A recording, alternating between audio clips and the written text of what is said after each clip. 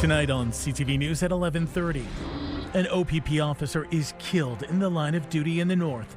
Constable Taryn Bali was only 29 years old. Plus, Sudbury councillors get an earful on how Bylaw is understaffed and overworked. We know that with the increase in the population that we've had in the last number of years, that there's a bit of a lag. We'll have council reaction as the city now faces some growing pains. And a time to celebrate over one's struggles in Sault Ste. Marie today. 2 years ago, I entered Bretton House and I spent 10 months within the program, and it was changed my life. I've gained my family, I've gained my freedom, which I didn't have. As a substance abuse rehabilitation center opens its doors, marking everything it's accomplished. CTV News at 11:30 with Ian Campbell and Tony Rima with weather. Good evening. Thanks for staying up with us. It has been a tragic and sad day for the policing community. An OPP officer has died in the line of duty in Hearst.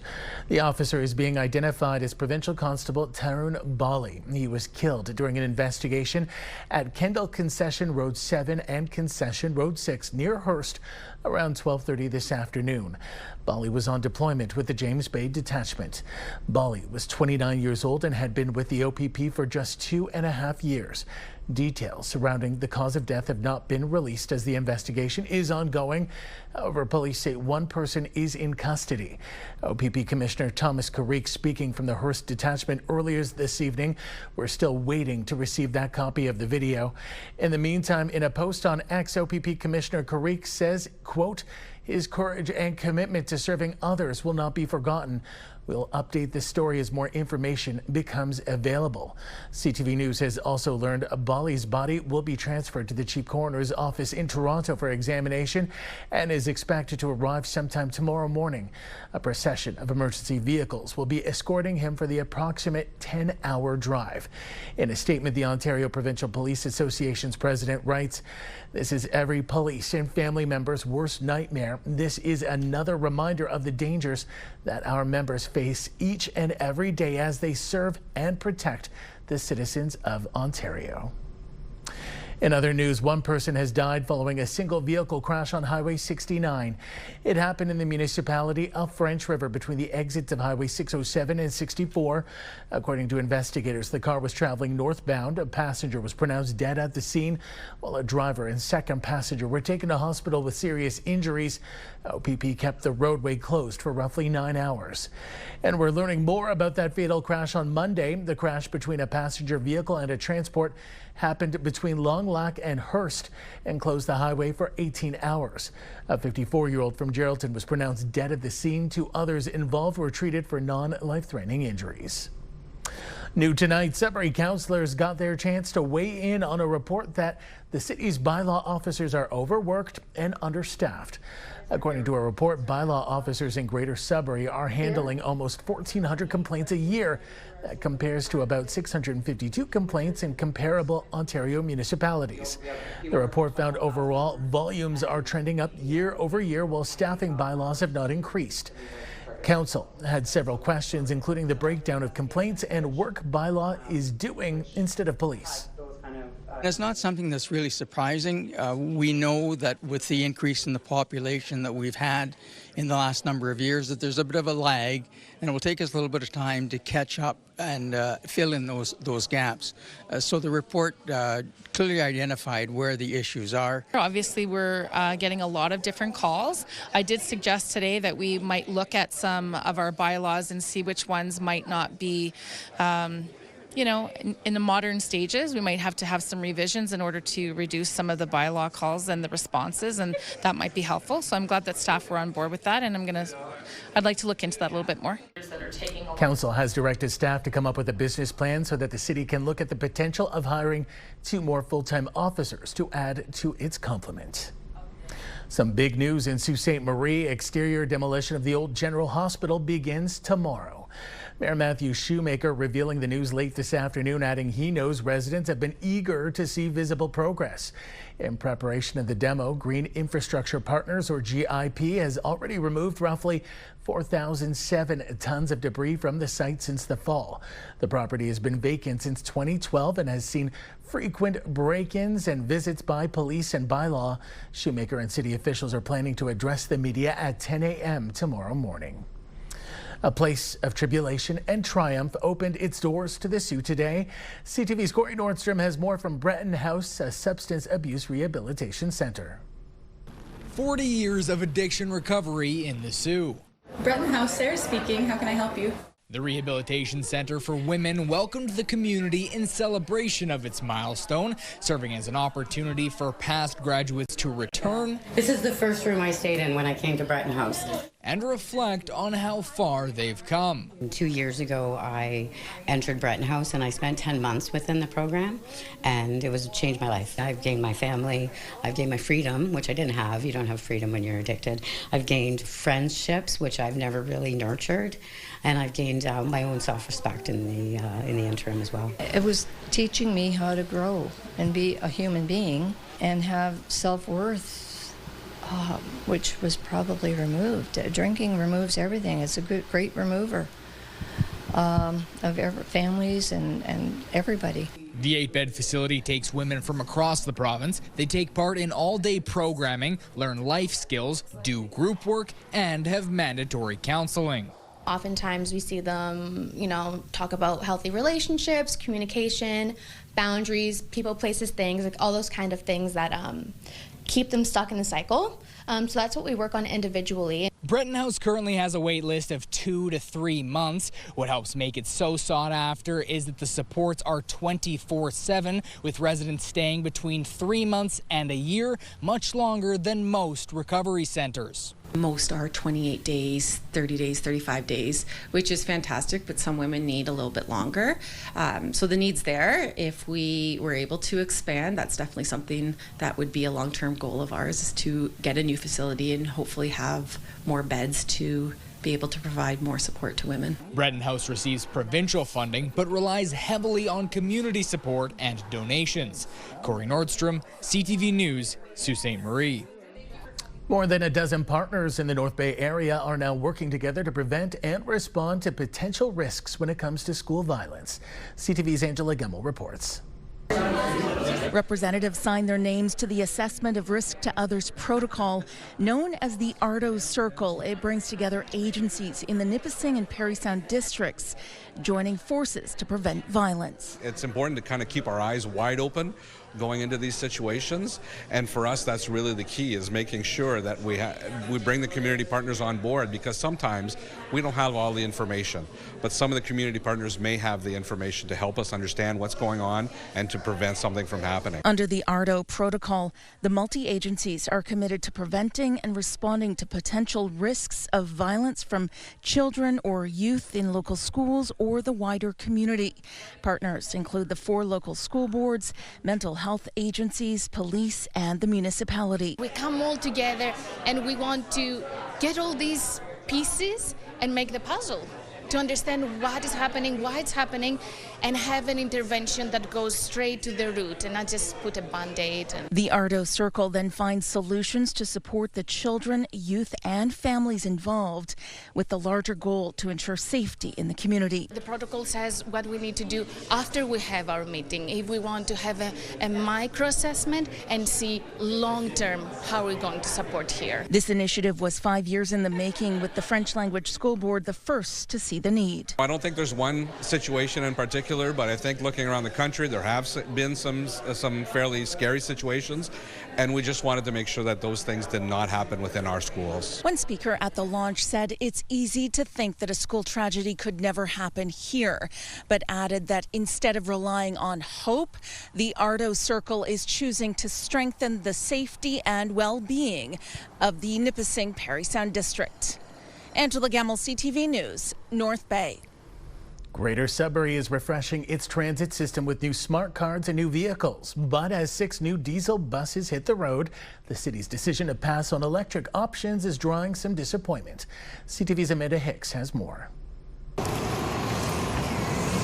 Sudbury Transit is getting a digital facelift. The city says nearly 40% of daily riders have already switched to the GOVA Pass mobile app. And last week, smart cards officially replaced the old magnetic strips. We've seen upwards of almost 1,000 cards sold. The other positive piece for our customers is that that value is protected. So previously, if somebody lost a 31-day pass, as an example, that value's gone and we can't protect that.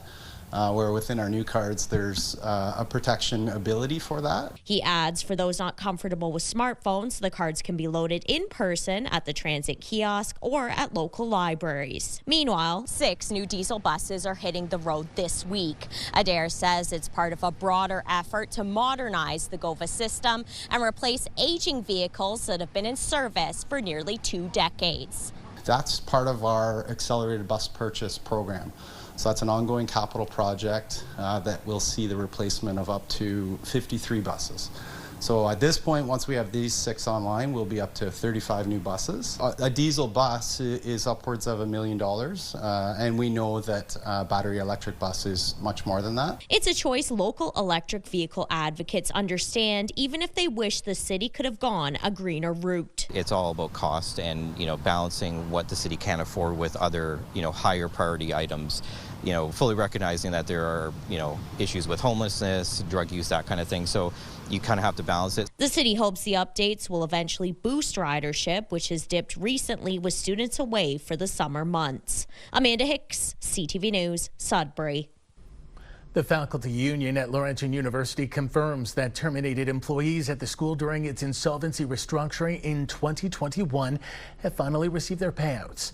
The Laurentian University Faculty Association calls it the last and final step in a painful chapter, with creditors receiving just 25% of their claims.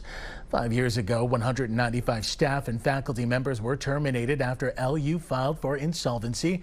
The president of the Faculty Association says the CCAA process wasn't the right process and sparked a legislative change in 24 to exclude universities from CCAA proceedings. The causes of the crisis, as they were established by the Auditor General of Ontario, were the lack of accountability and the lack of transparency, and these, could have been addressed through other processes and should have been addressed through other processes. CTV News has reached out to Laurentian University. An email from the communications department says it does not have anything to contribute to this story at this time. 7 municipal beaches in Sudbury will soon have lifeguards posted. Starting this Saturday from 11 a.m. to 7 p.m., lifeguards will be posted at Bell Park's main beach, along with Moonlight and Nepowen beaches, Capriel, Centennial Park Beach in Whitefish, Calmo Beach in Valcarin, and Whitewater Lake in Isilda will also be staffed. The city is reminding parents that lifeguards are not a substitute for adult supervision of children.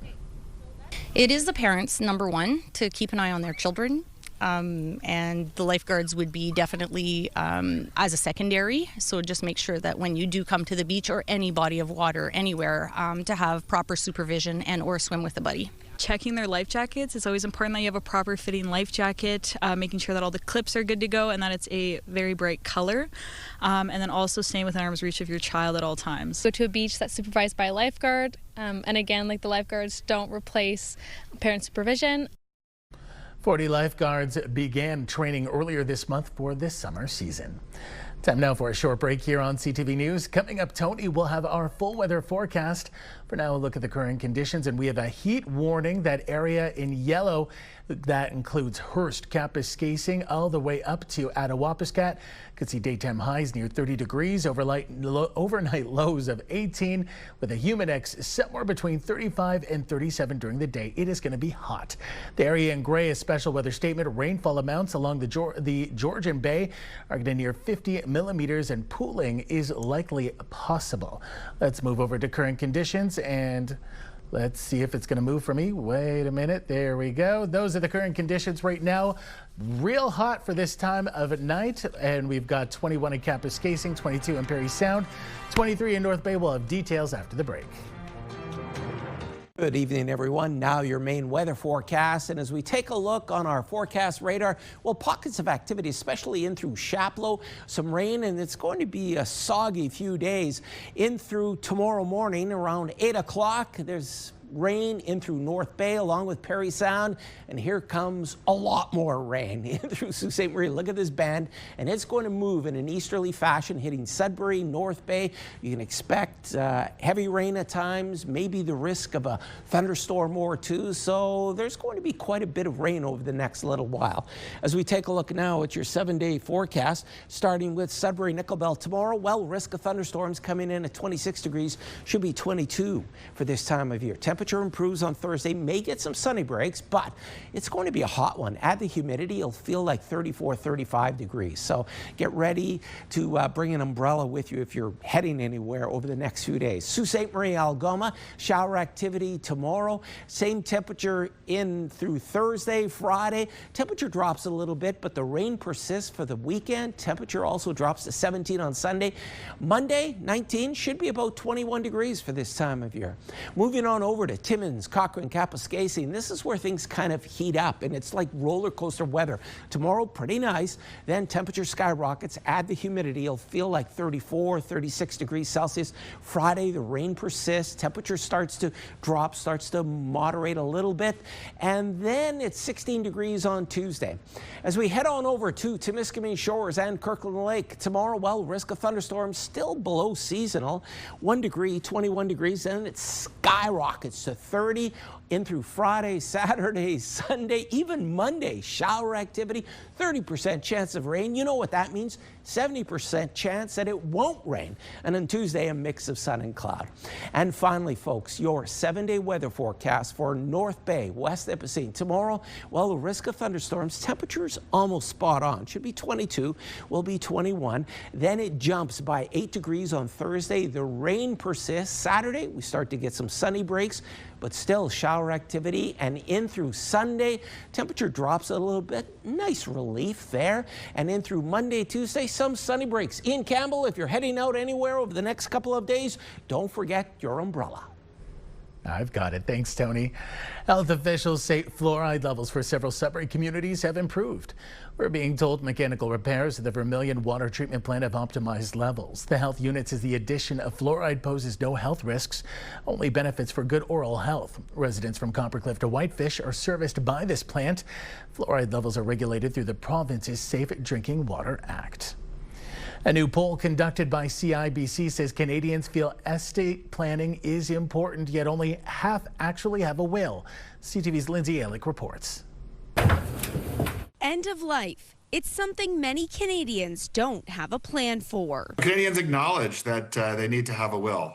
In fact, almost everyone, 94% of Canadians we surveyed, saying they need to have a will. Unfortunately, only about half of people actually have a will. The poll suggests many procrastinate, believing they don't have enough assets to warrant a will, and uncertainty about where to begin. They don't want to talk about death, but sometimes it's simply because they're not sure who is going to be the guardian for the minor children, who do they want to name as the executor, how do they want to distribute the assets. What would you say to people that are procrastinating? Get it done, and especially now, because I lost my mother not too long ago, and we had everything in order, and it made it so much easier. Actually, we don't. We're looking into it. We're really late with it. We used to, because we used to own a business. But our lives have changed, and we do need to look into that. Do you have a will? Oh, yes. And was it an easy process? Yes, it was. Ultimately, the hope with this survey is that Canadians will get a will done as soon as possible. Speaking to a lawyer is ideal when your situation's anything beyond the basic situation, but also sit down with a financial advisor, get some advice, do a financial plan, look at your goals, come up with a retirement plan, and ultimately, when you go out there and get that advice, you'll be much more comfortable to know that you've taken care of everything that you can. Beyond wills, the findings indicate that even fewer Canadians have put other foundational elements in place, with only 39% reporting a financial plan and 29% having an estate plan. Lindsay Alick, CTV News, Sudbury. Final preparations are underway for tomorrow's Armed Forces Day celebration at North Bay's waterfront. The parachute team, known as the Skyhawks, practiced a few jumps this morning, testing their gear. This Armed Forces Day will also mark the last time North Bay will get to see the snowbirds in their current iteration. It's expected a couple thousand students and members of the public will be there for the show tomorrow morning.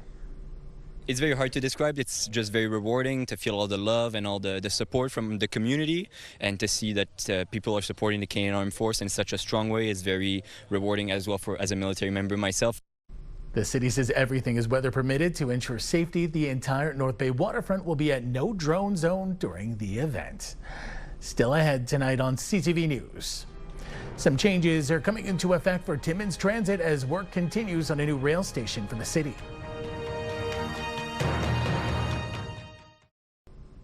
The Ontario Hockey League made history last night. The Brantford Bulldogs and OHL team selected goaltender Sophie Jovanovic. The 17-year-old says she gets her inspiration from her brother.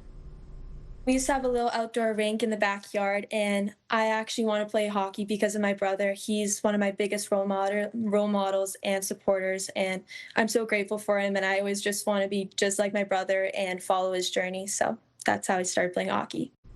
The Bulldogs picked Jovanovic in the second round of the draft. She is the first woman ever to be chosen in the under-18 draft. She's also the second woman drafted into the league. Jovanovic played her under-16 AAA hockey with the Toronto Marlboros. The priority selection over the weekend also saw the three northern teams pick up some hot prospects. Defense was top of mind for at least two of the local clubs, with the Sioux Greyhounds and Sudbury Wolves both selecting Demon in the first round. The Hounds would pick up a second defenseman, while the Wolves used their second-round pick for goaltender Cameron Hallett. The North Bay Battalion flanked center, picking up a pair of wingers with their first two picks. Grady Dale played his 24-25 season with the North Bay Trappers U16s. The federal government is reportedly planning to propose a ban on social media for kids under the age of 16. It's part of a larger trend we've seen in other countries to help protect kids from the dangers and harms of social media, including mental health implications. A government source tells CTV News it's part of the online harms bill to be introduced tomorrow. Prime Minister Mark Carney saying today he can't comment on whether his government is going to ban children from social media because it's not yet before the House. As I said last week, with respect to AI specifically, the government will be taking steps to protect people's data, their privacy, and their children. So that is a focus of this government. Yes. Social media bans for youth are gaining traction in Canada. In April, Manitoba became the first province to propose banning children under the age of 16 from using social media and AI chatbot platforms. Ontario, Saskatchewan, New Brunswick, and Quebec have all said they're looking at imposing their own restrictions. A heads up for transit users in Timmins. Effective immediately, Timmins Transit says it will not be servicing stops on Falcon Street and Earl Street. Falcon Street will be closed for about 4 to 6 weeks to facilitate construction of a new rail station. A temporary stop is available at Queen and Gervais while Falcon Street is closed. Finally for us tonight, a new women-led motorcycling group in Timmins is hitting the road with a message of empowerment, inclusion, and community. Moto Dolls Timmins is creating a welcoming space for women and members of the 2S LGBTQI community. CTV's Lydia Chubak reports.